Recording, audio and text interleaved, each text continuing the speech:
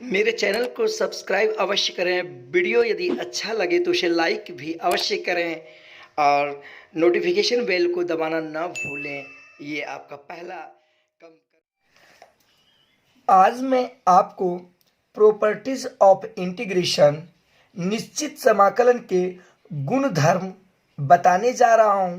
सबसे पहले मैं उसमें प्रयोग होने वाले सूत्र और उसके सिद्धांत और थ्योरी को बताऊंगा। उसके बाद मैं फिर चैप्टर में आऊंगा।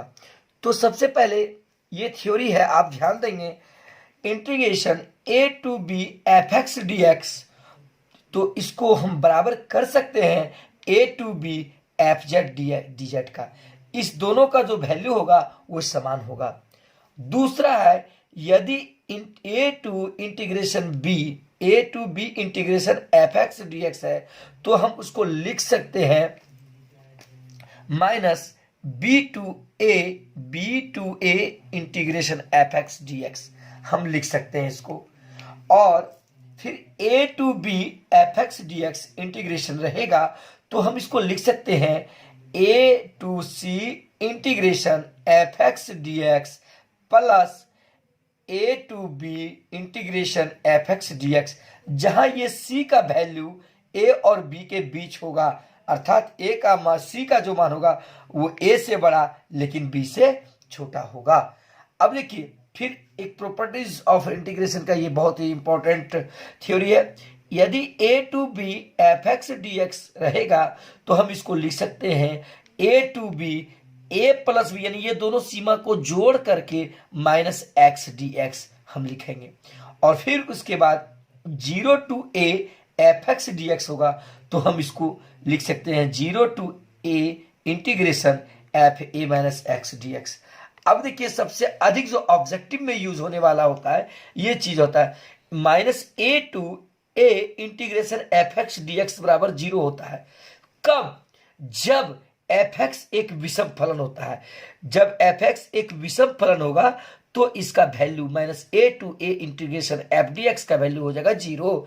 और जब minus a to a f x D x रहेगा और एफ एक्स एक सम फलन रहेगा, कौन सा फलन?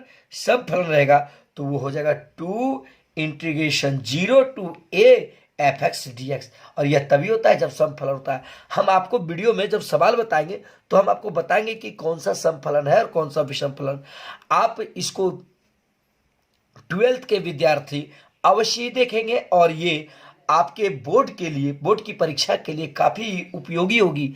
और साथ ही आप मेरे चैनल को सब्सक्राइब करना ना भूलें, क्योंकि सब्सक्राइब करे रहेंगे तो आपको निरंतर मेरा video, board model, selected question और साथ ही ज्ञानवर्धक गणित से संबंधित जानकारी आपको प्राप्त होती रहेंगी। और सब्सक्राइब करने के बाद जो नोटिफिकेशन बेल होता है उसे अवश्य दबाएंगे और कमेंट करेंगे कैसा लगा, नहीं लगा। ये देखिए, ये सवाल बहुत ही इंपॉर्टेंट सवाल है। Minus two to two integration mod x D x. तो मॉड में कोई भी टर्म रहता है तो वो निगेटिव या पॉजिटिव दोनों होता है।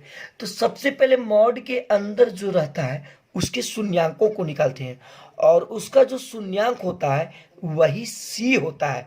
जैसे ए ये हो गया, बी ये हो गया, और हम आपको बताए थे ए और बी के बीच का मान सी होता है। तो सबसे पहले इसके शून्यांक को निकालेंगे, तो x इज इक्वल टू 0 हो जाएगा इसका शून्य। अब देखिए, सबसे पहले हम लाइन देंगे, ठीक। लोअर लिमिट क्या है? -2 और अपर लिमिट क्या है? 2। ध्यान दीजिएगा, इस दोनों के बीच में ये जो आ रहा है ये देखेंगे आता है कि नहीं। तो रियल में -2 और 2 के बीच में 0 आएगा। तो मेरा जो फंक्शन हो जाएगा एक -2 से 0 और एक फंक्शन जो बनेगा 0 से 2। तो एक मेरा जो लिमिट चलेगा -2 से 0 और एक 0 से 2। अब देखिए, -2 से 0, अब देखिए, और एक 0 से 2। तो -2 से 0 में देखिए मॉड x है। तो देखिए, जब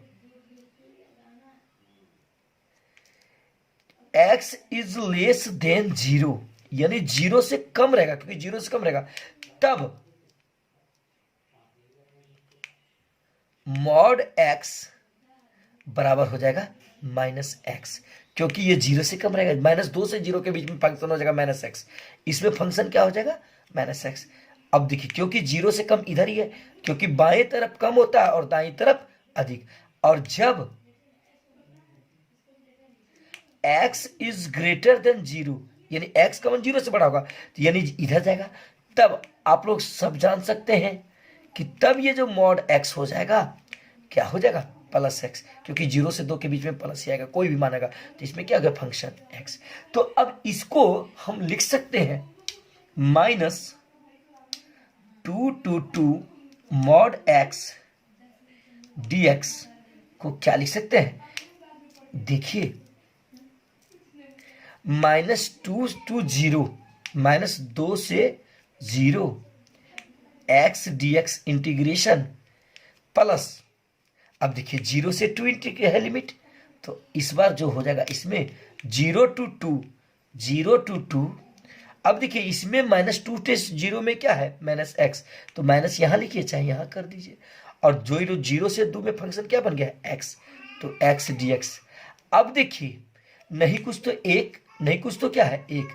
अब देखिए एक सूत्र तो आप लोग जानते होंगे, x to the power n का integration, x to the power n का integration x to the power n plus 1 by n plus 1। तो अब हम इसको लिख सकते हैं minus x to the power 1 plus 1 by 1 plus 1 लिख दिए। अब देखिए -2 और 2 0 प्लस, अब देखिए इसको भी उसी रूप में लिख सकते हैं x to the power 1 plus 1 by 1 plus 1। अब देखिए इसमें क्या है 0 to 2 लिमिट है, 0 to क्या है 2 लिमिट है।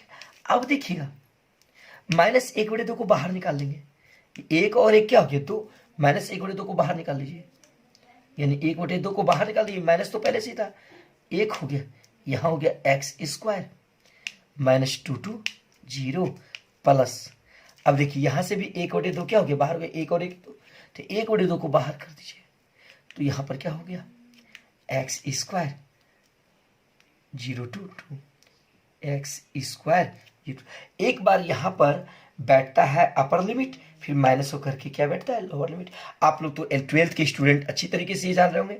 तो अब देखिए -1/2 -1/2, तो यहाँ पर बैठेगा 0 का स्क्वायर माइनस -2 का स्क्वायर, ठीक, फिर बीच में प्लस का चिन्ह 1/2, एक बार x के ऊपर क्या बैठेगा 2, ये बैठेगा अपर लिमिट, तो 2 का स्क्वायर माइनस फिर ये 0 बैठेगा 0 का स्क्वायर। अब देखिएगा -1/2, अब देखिए 2 दूनी 4, तो माइनस माइनस प्लस ही होगा, तो ये माइनस तो अंदर में रहेगा ही ना, तो -4, क्योंकि 0 में से 4 घटेगा 4 ही बचेगा, प्लस 1/2। अब देखिए 2 दूनी 4, 4 में से 0 घटेगा क्या बचेगा 4 ही बचेगा। तो अब देखिए माइनस, देखिए 2 दूनी 4 कट गया, फिर 2 दूनी 4 कट गया, तो माइनस माइनस प्लस, यानी 2 प्लस 2, तो 2 प्लस 2 क्या हो गया 4। आंसर ये आसानी से हम बना लेंगे इस सवाल को। ये इस वर्ष के लिए काफी इंपॉर्टेंट प्रश्न है, आप इसे देखेंगे। देखिए ये i इजकल टू क्या है log 1 + 10x dx 0 to π/4। तो आज हम एक फॉर्मूला इस वीडियो में बताएं 0 to a fx dx बराबर हम लिख सकते हैं 0 to a f a minus x dx। ये आज हम बताएं वीडियो में इस फॉर्मूला, तो उसी आधार पे, तो a का वैल्यू है π/4 और यहाँ 0 है। तो अब देखिए i इजकल टू, इसको समीकरण 1 मान लिया, ठीक, i is equal to 0 to π/4 log 1 + 10। अब देखिए 0 to a fx dx रहता है, तो क्या लिखते हैं 0 to a f a minus x, जहां x रहता है वहां a माइनस एक्स हो जाता है, यहां पर x है, a का मान क्या है π/4, तो हम इसको क्या लिख सकते हैं π/4 माइनस एक्स लिख सकते हैं। dx लिख दिए इसको। अब देखिएगा ये टेन ए माइनस बी के सूत्र पर आ गया। i इक्वल टू, ये i के रूप में चल रहा है, i equal to 0 to pi by 4 log 1 plus tan a minus b का सूत्र है, तो टेन ए माइनस बी का सूत्र होता है टेन ए, यानी ten a minus ten B यानी टेन एक्स बटे 1 प्लस टेन पाई बटे 4 into ten x integration dx। चूंकि टेन ए माइनस बी का सूत्र होता है ten a minus ten B बटे 1 प्लस टेन ए इंटू टेन बी, तो टेन पाई बटे 4 का मान कितना होता है, यानी टेन पाई बटे 4 मैंने 45 डिग्री, तो टेन 45 डिग्री का जो मान होता है 1, तो 0 to pi by 4 I equal to log, अब देखिए 1 प्लस टेन पाई बाय 4 का मान 1 माइनस टेन एक्स बटे 1 प्लस टेन पाई बाय 4 का मान x, तो 1 गुना टेन एक्स क्या हो गया, टेन एक्स इंटीग्रेशन dx। अब देखिए नहीं कुछ तो नीचे क्या है 1, नहीं कुछ तो नीचे क्या है 1। आप मेरे चैनल को सब्सक्राइब अवश्य करेंगे, इससे आपको काफी लाभ होगा। देखिए 0 टू पाई बाय 4 लॉग, अब देखिए 1 और 1 प्लस टेन एक्स का लघुत्तम क्या हो जाएगा 1 प्लस टेन एक्स, तो अब देखिए ये 1 प्लस टेन एक्स इधर चलाएगा, तो 1 प्लस टेन एक्स, अब देखिए प्लस क्या हो जाएगा 1 माइनस टेन एक्स, 1 माइनस क्या हो जाएगा टेन एक्स dx, क्योंकि देखिए 1 और 1 प्लस टेन एक्स का लघुत्तम 1 प्लस टेन एक्स, ये 1 प्लस टेन एक्स यहाँ चलाया, क्योंकि 1 भागा इतना करेंगे ये होगा, तो ये टर्म इसके साथ गुना होगा। अब देखिए माइनस टेन एक्स और प्लस टेन एक्स क्या हो गया, कट गया, minus ten x plus ten x क्या हो गया, कट गया। तो अब देखिए आई बराबर 0 to pi by 4 log 1 plus 1 क्या हो गया 2 बटे 1 plus ten x, 1 plus ten x dx हो गया। अब आप देखिएगा ये term log m by n के रूप में है। अब एक सूत्र होता है log m बाय n को हम लिख सकते हैं log m minus log n, log m by n को हम लिख सकते हैं log m minus log n। अब देखिए यहाँ पर log 2 बटे 1 प्लस टेन एक्स है, तो जस्ट वही चीज है। अब देखिए हम इसको लिख सकते हैं i 0 to pi by 4 log 2 यानी log m, फिर माइनस क्या होता है log n, n के रूप में 1 प्लस टेन एक्स है, तो log 1 plus ten x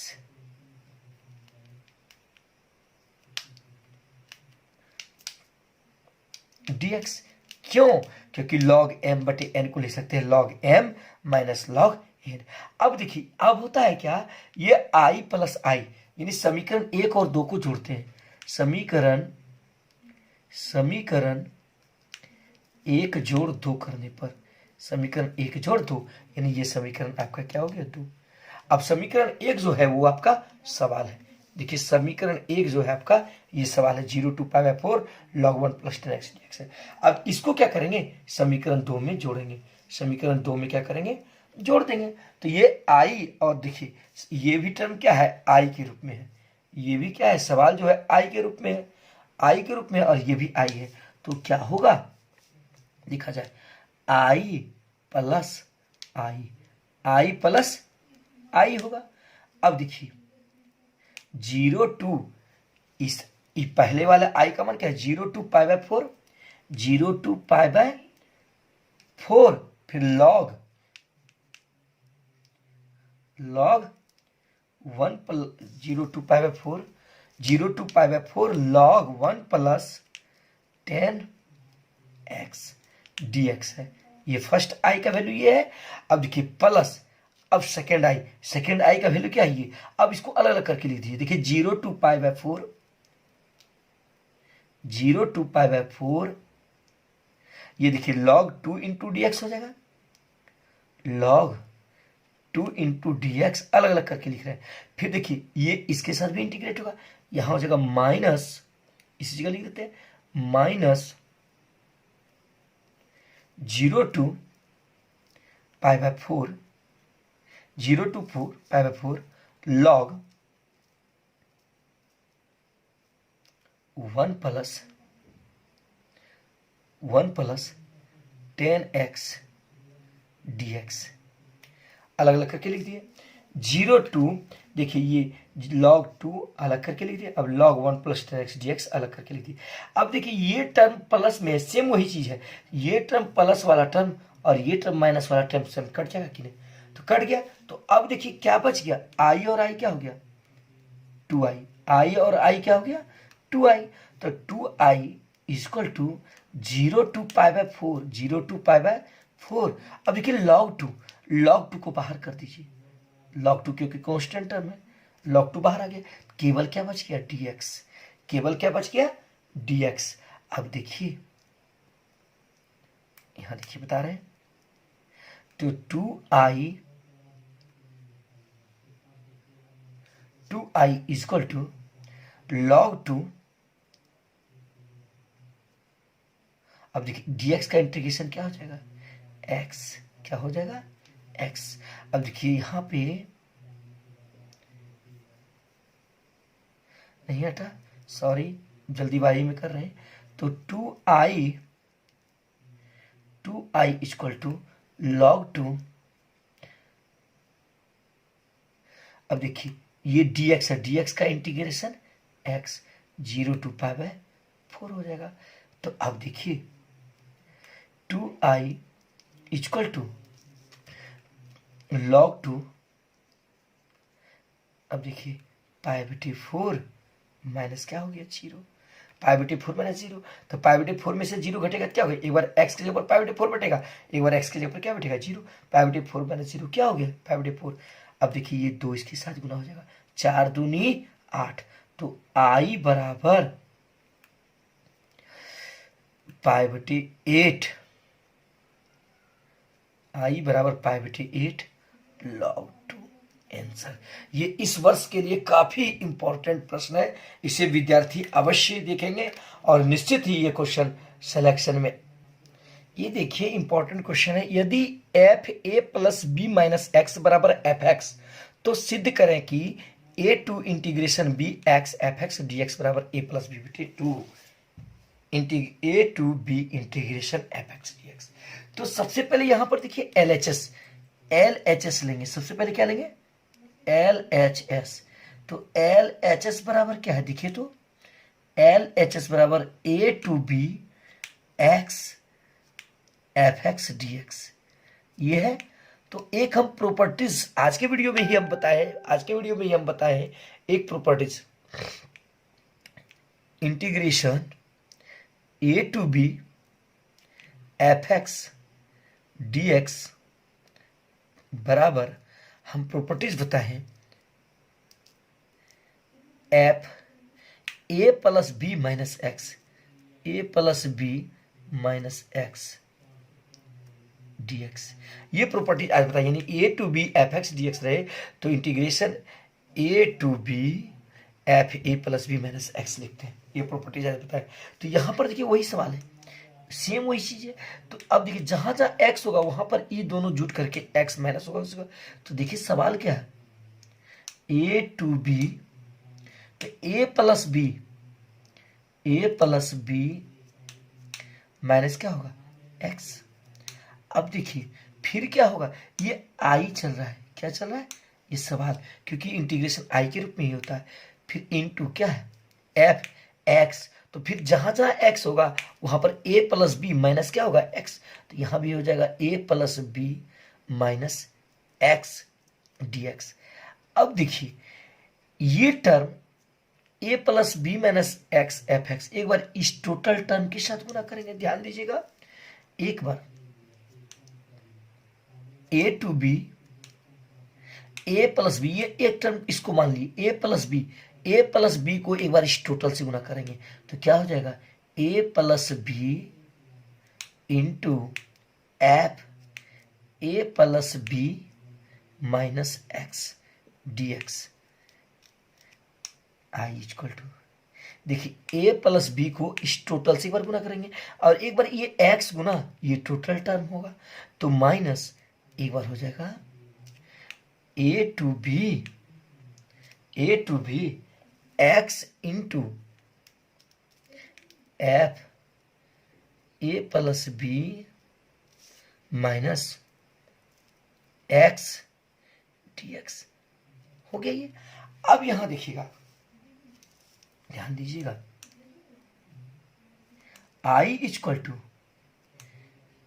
A to b, अब देखिए ए प्लस बी अभी रहने देते हैं, नेक्स्ट स्टेप में करेंगे a plus b f a plus b minus x D x. अब देखिए minus a to b x, अब देखिए f a plus b minus x है, f a plus b minus x का देखिए सवाल में ही मान दिया है एफ ए प्लस बी, यदि f a plus b minus x का मान क्या हो एफ एक्स, यानी f a plus b minus x का मान कितना दिया एफ एक्स, तो हम इसको लिख सकते हैं एफ एक्स डी एक्स लिख दिए। अब देखिए आई इक्वल टू देखिए इस a प्लस बी को बाहर निकाल दीजिए क्योंकि ये कांस्टेंट टर्म है, a प्लस बी को हम बाहर निकाल दिए, ठीक।